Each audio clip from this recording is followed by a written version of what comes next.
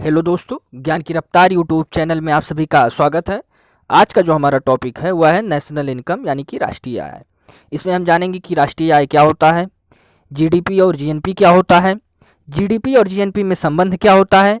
फिर हम जानेंगे नेट क्या होता है, ग्रॉस क्या होता है और नेट और ग्रॉस में रिलेशन क्या होता है, उनमें संबंध क्या होता है। दोस्तों, इसके पहले वाले वीडियोज में हमने बात की जाए अगर जो इकोनॉमिक्स की, तो हमने उसमें सीखा था कि इकोनॉमिक्स क्या है, इकोनॉमिक्स को डिवाइड किसने किया था, फादर ऑफ इकोनॉमिक्स कौन है। ये सारी चीज़ें उस वीडियो में, इसके पहले वाले वीडियोज में जिसमें हमने इकोनॉमिक्स की बात की थी, इसमें हमने यह सीखा था। यदि आपको उस वीडियोज़ को देखना है, उस वीडियो को देखना है, तो आप मेरे वीडियो के डिस्क्रिप्शन में लिंक मैंने दे दिया है, आप वहाँ पर जाके क्लिक करके उस वीडियो को देख सकते हैं। वैसे यदि आप हमारे चैनल पर नए हैं तो प्लीज़ चैनल को लाइक और सब्सक्राइब शेयर कर दीजिएगा और बेल आइकन को प्रेस कर दीजिएगा ताकि आने वाली वीडियोज़ का नोटिफिकेशन आप लोगों को मिल सके। चलिए दोस्तों, आज का अपना टॉपिक नेशनल इनकम यानी कि राष्ट्रीय आय हम स्टार्ट करते हैं। राष्ट्रीय आय, नेशनल इनकम क्या होती है। नेशनल इनकम तो जो कि डेफिनेशन में दिया हुआ है कि एक वित्तीय वर्ष में वस्तुओं और सेवाओं की कुल मूल्य को हम राष्ट्रीय आय कहेंगे। एक वित्तीय वर्ष में वस्तुओं और सेवाओं की कुल मूल्य को हम राष्ट्रीय आय कहेंगे। अब एक एक शब्द को समझते हैं बहुत बारीकी से और जानते हैं कि नेशनल इनकम क्या होता है। एक वित्तीय वर्ष, एक वित्तीय वर्ष का क्या मतलब हुआ, आपको पता होना चाहिए दोस्तों कि जो एक वित्तीय वर्ष होता है, जो वित्तीय वर्ष होता है वह 1 अप्रैल से स्टार्ट होता है और 31 मार्च के बीच में होता है। तो वित्तीय वर्ष का मतलब 1 अप्रैल से स्टार्ट हुआ और 31 मार्च तक के बीच का जो ड्यूरेशन है, जो काल है, वह आपका एक वित्तीय वर्ष है। ठीक है, इतनी चीज़ें समझ में आई वित्तीय वर्ष क्या है। अब आगे बढ़ते हैं। में वस्तुओं और सेवाओं की मूल्य, वस्तुओं और सेवाओं की कुल मूल्य। अब वस्तुओं पे ध्यान दें। वस्तुओं, कौन सी वस्तुओं, वे वस्तुएं दोस्तों जो वस्तुएं हमारे देश में बनती हैं। जैसे मान लीजिए वस्तुएं बनी, कपड़ा बना, उसके बाद जो किराना स्टोर होते हैं वो जो सामान रखते हैं वो सारे सामानें बनी। विभिन्न प्रकार की सामानें जो कि आपकी मार्केट में मिलती हैं उनको बेची जाती हैं। जो जो सामानें मार्केट में बेची जाती हैं वो आपकी वस्तुओं का मूल्य हो गया। उनको जब मार्केट में ले जाके कोई व्यक्ति जब बेचता है, कोई भी सामान हुआ, विभिन्न प्रकार की सामानें आपके जो है मार्केट में बेची जाती हैं, उन वस्तुओं का जो मूल्य होता है, जब कोई व्यक्ति उस वस्तु को ले जाके मार्केट में बेचता है तो उसके बदले में उसको क्या मिलता है, उसके बदले में उसको पैसा मिलता है। वह पैसा जो मिलता है वह मूल्य होता है। मतलब हमारे देश में विभिन्न प्रकार की मार्केट पाई जाती हैं और उन मार्केटों में वस्तुओं को बेचा जाता है और उन वस्तुओं को बेचने पे कुछ पैसा मिलता है। उन वस्तुओं को बेचने पे जो पैसा मिलता है उसी वस्तुओं के मूल्य की बात की जा रही है। तो पूरे देश में बहुत सारी वस्तुओं को बेचा जाता है। तो पूरे देश को लेके हम समझेंगे कि पूरे देश में जो वस्तुएं बेची जाती हैं उनका मूल्य। ठीक है, इसके बाद आगे है सेवाओं की कुल मूल्य। अब देखिए सेवाएं मतलब क्या हुई, जैसे आपके डॉक्टर हो गए, आपके नर्स हो गई, आपके पुलिस हो गए, आपके टीचर हो गए, आपके जो ड्राइवर हो गए, ये सब क्या करते हैं, आपको सर्विस प्रदान करते हैं। ये जब आपको सर्विस प्रदान करते हैं तो इनके बदले में गवर्नमेंट इनको क्या देती है, सैलरी देती है। और वह सैलरी क्या होती है, इनके लिए वो मनी होती है। तो जितने भी लोग इस पूरे राष्ट्र में, अपने इस भारतवर्ष में सर्विस दे के जो पैसा कमाते हैं, उन पैसों का जो टोटल वैल्यू होता है, कुल मूल्य होता है, वह मूल्य, उस मूल्य की बात की जा रही है। तो आपको समझ में आ गया होगा कि वस्तुओं और सेवाओं की मूल्य का यहाँ क्या मतलब है। इसके बाद को हम राष्ट्रीय आय कहेंगे। वित्तीय वर्ष आपको समझ में आ गया कि 1 अप्रैल से लेकर 31 मार्च। वस्तुओं और सेवाओं की कुल मूल्य का भी आपको मतलब समझ में आ गया, को हम राष्ट्रीय आय कहेंगे। अगर जो आप इसको अलग वे में कहना चाहे तो आप यह भी कह सकते हैं कि प्रत्येक व्यक्ति की आय, प्रत्येक व्यक्ति की आय को इंडिविजुअल, अगर जो सबका ऐड कर दिया जाए, सबकी आय को, जो पूरे राष्ट्र के अंदर जितने भी लोग कमाई कर रहे हैं, प्रत्येक की इंडिविजुअल आय को कैलकुलेट करके सबको एक साथ जोड़ दिया जाए तो जो इनकम निकलेगी वही आपकी नेशनल इनकम होगी दोस्तों। ठीक है, अब आगे बढ़ते हैं। जीडीपी और जीएनपी, पहले हम जानेंगे कि जीडीपी है क्या, जो कि अक्सर न्यूज में आया करता है कि जीडीपी ये है, इंडिया की जीडीपी ये है, यहाँ की अमेरिका की जीडीपी है। आखिर जीडीपी है क्या, फिर हम जानेंगे कि जीएनपी क्या है। उसके बाद जीडीपी और जीएनपी का हम रिलेशन सीखेंगे। तो जीडीपी की बात की जाए, gross domestic product, gross domestic product यानी कि सकल घरेलू उत्पाद है क्या यह? एक राष्ट्र की सीमा के अंदर कमाई गई सारी आय, चाहे वो भारतीय के द्वारा हो या विदेशी के द्वारा हो। कोई राष्ट्र है, आपका भारत देश है, यह एक राष्ट्र है।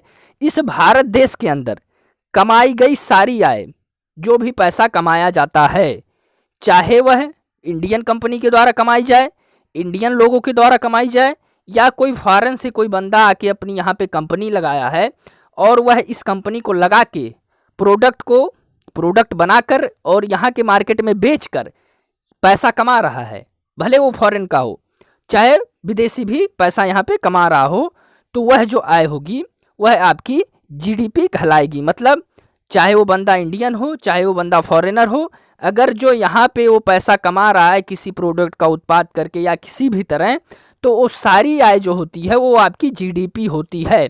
मतलब इसमें पैसा देश के बाहर नहीं जाता है।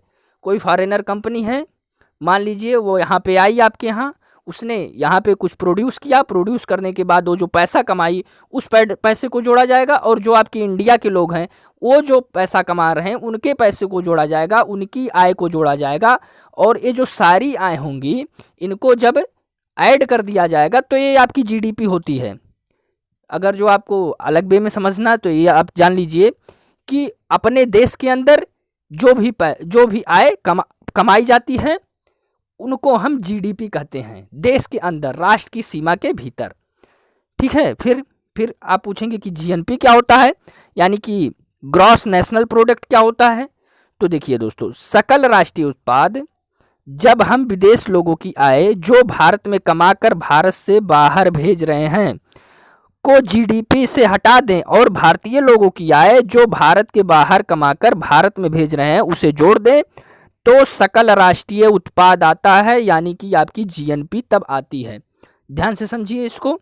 इसमें कह रहा है कि जीडीपी में से क्या हटाना है, जीडीपी में से वह हटाना है, मान लीजिए कि कोई कंपनी है विदेश की, उसने 10,000 रुपया भारत में कमाया, 10,000 रुपया कमाया भारत में, उसने क्या किया, 10,000 रुपया कमाने के बाद यहाँ के जो वर्कर्स हैं उनको 5,000 मतलब दे दिया। सारे प्रोड्यूस करने पे जो उसका खर्चा आया मिला जुला के 5,000 पूरा खर्च हो गया, उसका बचा 5,000।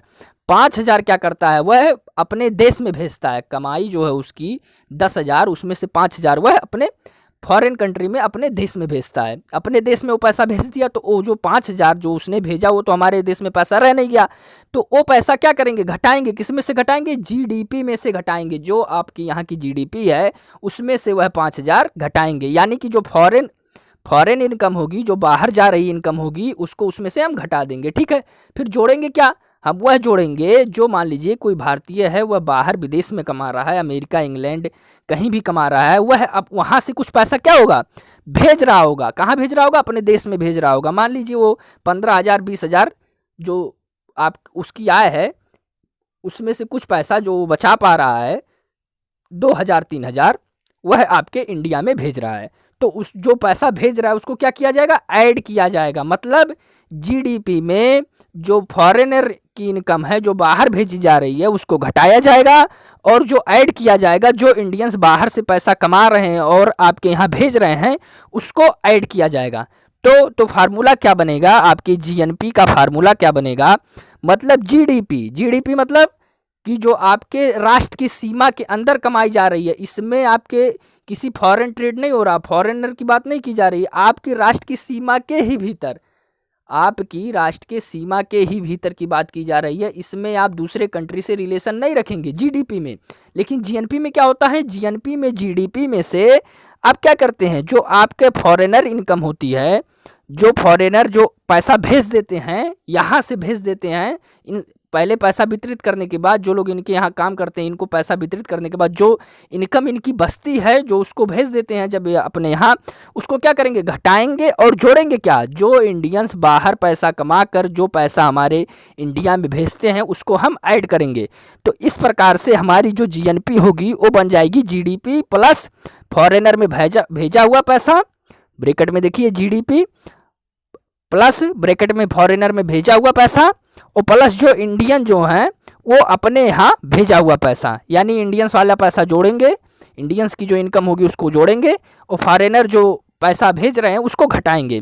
तो अगर जो इसको एक लाइन में कहना चाहें तो GNP equal to GDP plus net foreign income, मतलब नेट फॉरेन इनकम जो शुद्ध बच रहा है, जो शुद्ध आय बच रही है फॉरेन इनकम की, उसकी हम बात करेंगे। मान लीजिए फॉरेनर जो हैं वो अपने यहाँ जो है, यहाँ से जो है उन्होंने 50,000 भेज दिया, फॉरेनर ने अपने यहाँ से 50,000 भेज दिया अपने कंट्री में। इंडियंस जो बाहर कमा रहे हैं उन्होंने क्या किया, वो जो है वो 60,000 रुपया जो है अपने देश में भेज दिया उन्होंने। तो ये 60,000 में से क्या करेंगे हम, इस 50,000 को माइनस कर देंगे, तो जो आपका 10,000 आएगा वही आपका नेट फॉरेन इनकम होगा। शुद्ध जो है विदेशी आय वही आपकी 10,000 होगी। उस 10,000 को आप क्या करेंगे, जीडीपी में ऐड कर देंगे तो आपकी जीएनपी निकल जाएगी। लेकिन मैंने यहाँ तो आपको समझाया, कोई ज़रूरी नहीं है कि जो विदेश में जो पैसा भेजा जाता है वो पैसा जो इंडियंस अपने यहाँ भेजते हैं उससे कम ही हो। अपने यहाँ तो अक्सर यही देखा जाता है कि हमारे यहाँ से जो पैसा बाहर जाता है उससे कम पैसा ही बाहर से अपने यहाँ आता है।